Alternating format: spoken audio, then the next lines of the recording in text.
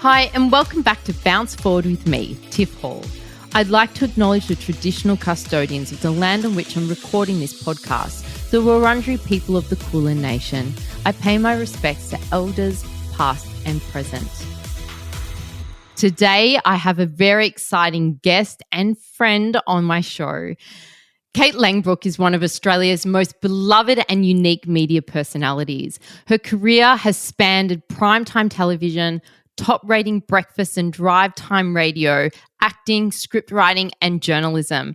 She is a dear friend of mine for over 20 years. She's also worked as a screenwriter on shows such as Neighbours, All Together Now, and Full Frontal. You can find Kate as a regular co-host on The Project and on her podcast, The Buck Up. Kate, welcome to Bounce Forward.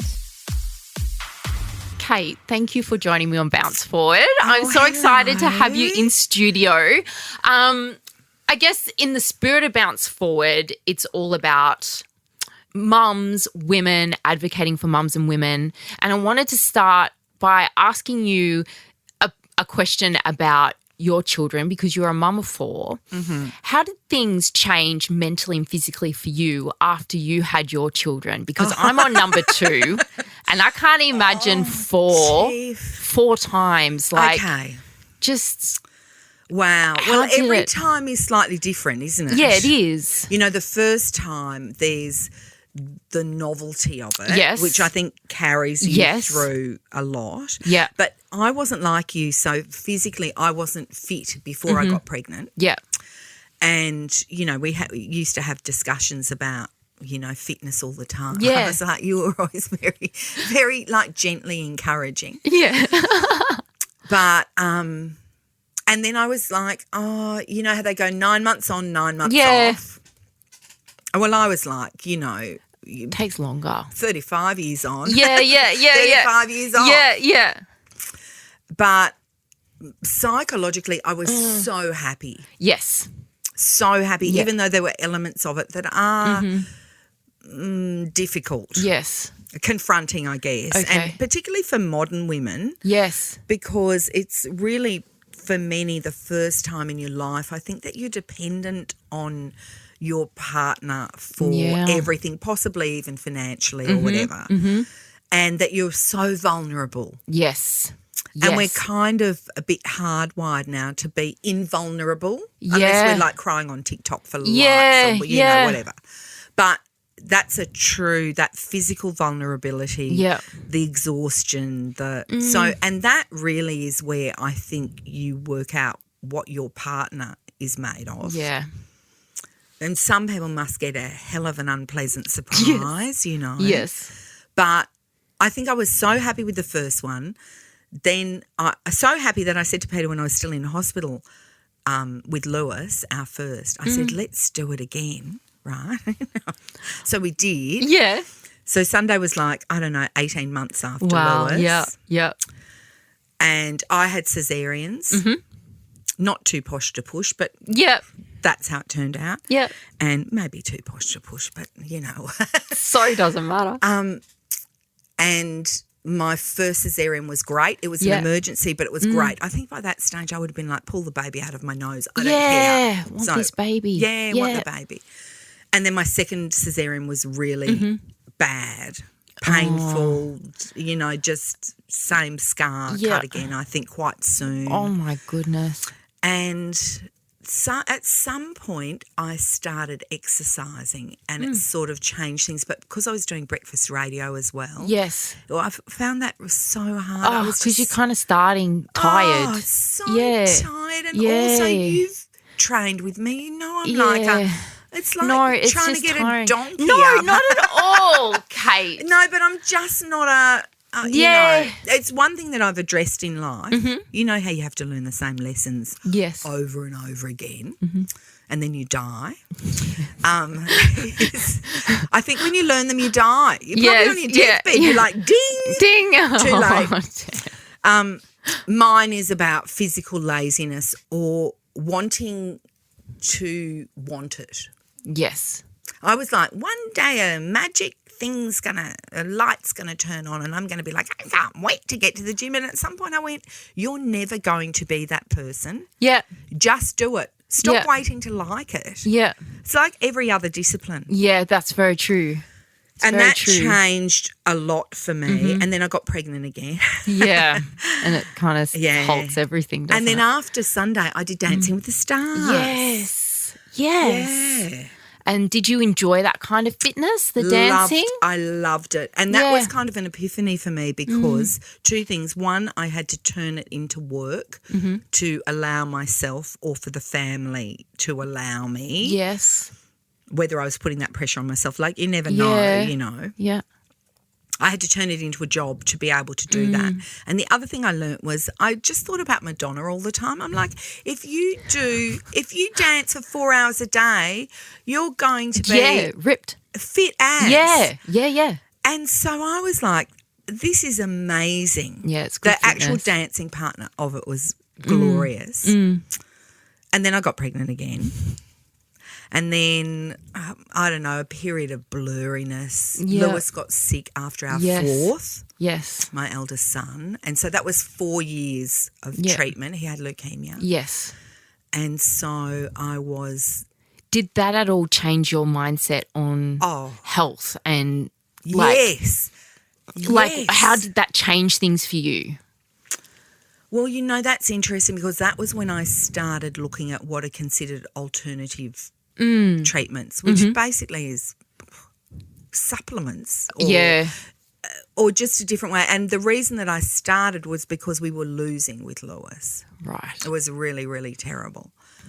Far out. So I went to see because he was 6, yeah? He was 6 when he was diagnosed. Like, I can't, Arnold's 6. That is so little. Yeah. It's just, as you would imagine, it's the worst. Yeah. And we also had 3 little ones behind him, and they were also, I mean, there were so many things because he was, the biggest threat to his immunity was unvaccinated children, of which we had 3 because they hadn't had all their vaccines. Yeah. You know? And just one terrible thing happened after another with his treatment. And so I went to see Professor Avni Sali, whose son then went on to do Swiss vitamins. Wow. And he had been like some trad. He was the head of the Royal Melbourne Hospital, I think. And then he became interested in, you know, alternate therapies or whatever.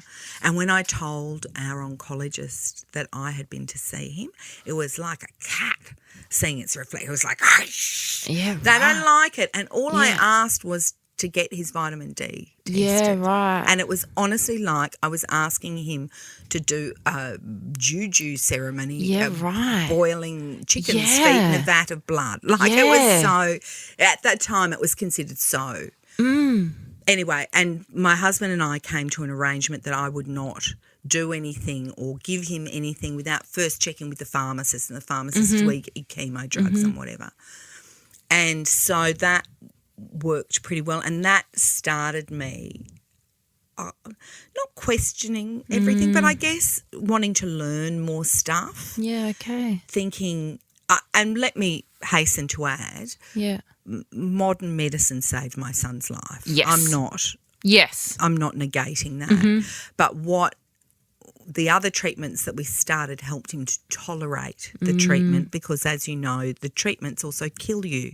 Yeah. They kill the cancer and they can kill you. Yeah. So anyway, so that sort of started me, I think, becoming curious about things and fasting and, you know, I get in the cryo chamber every Saturday with Sasha. I've seen this. Yeah, love it.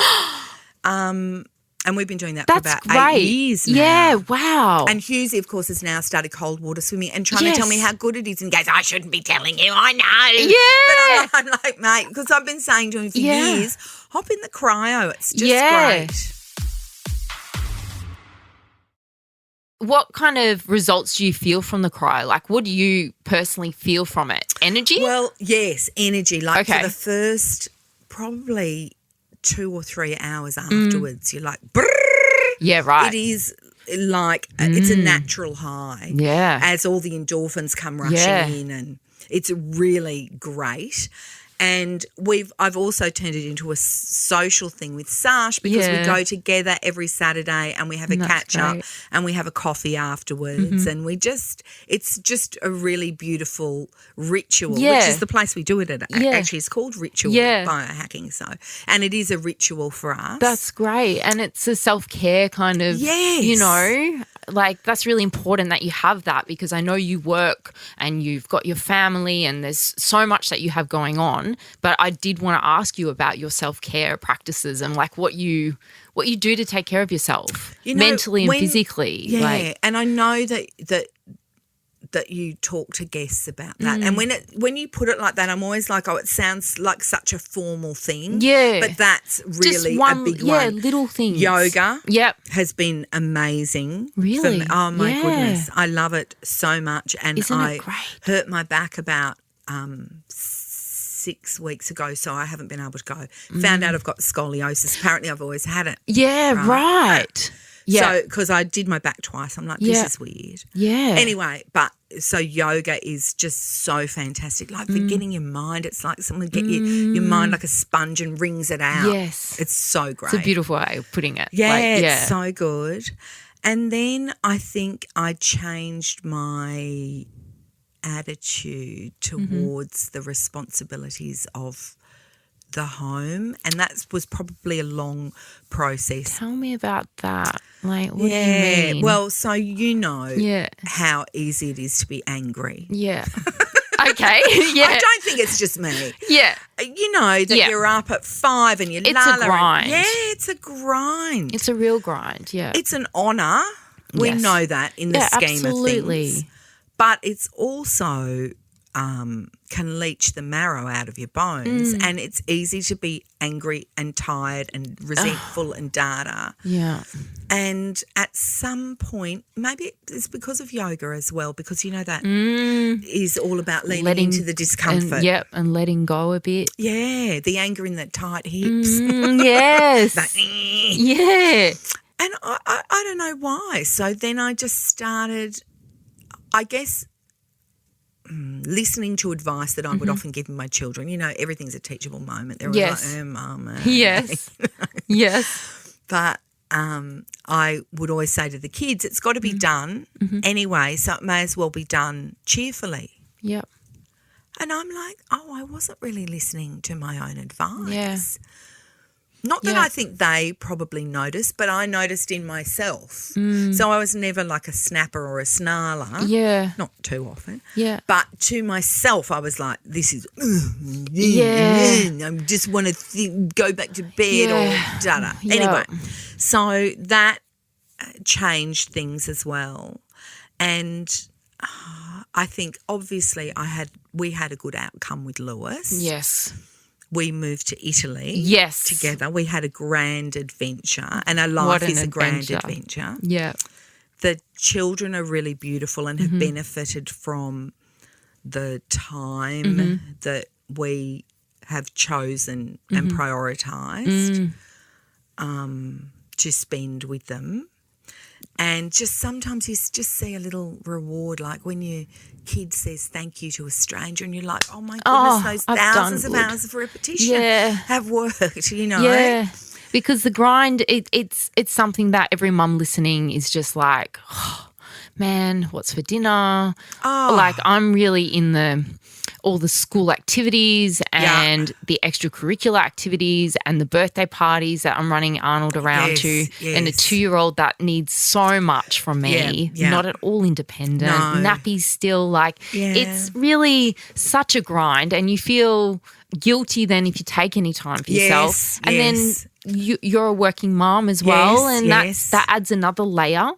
And there's so much to do and there's so much to do and you always come last. And even just the way in the last few years that the world has changed the way we do things. There's a lot of, you know, Nathan and I talk about it on our podcast called, which bizarrely we find amusing, even though it's terrible, shadow labour.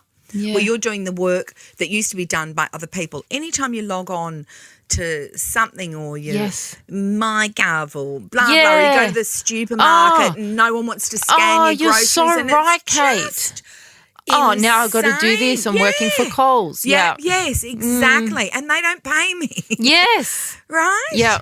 Anyway, it's so really all hard. of that is a lot. Yeah. A lot. So it's really, and at the same time, I have, like everyone else, had my head in the phone. Yep. And that is not the pathway that leads to happiness. No. It just isn't. I'm just going to leave that chat right there with Kate. It's such an awesome chat. And I will be back again with part 2 of our conversation. Thanks so much for listening to Bounce Forward. I love having your company. So please DM me on Instagram at tiffhall_xo and let me know what questions you'd love me to cover. Don't forget to rate and review me on your podcast app. Speak soon. Happy days.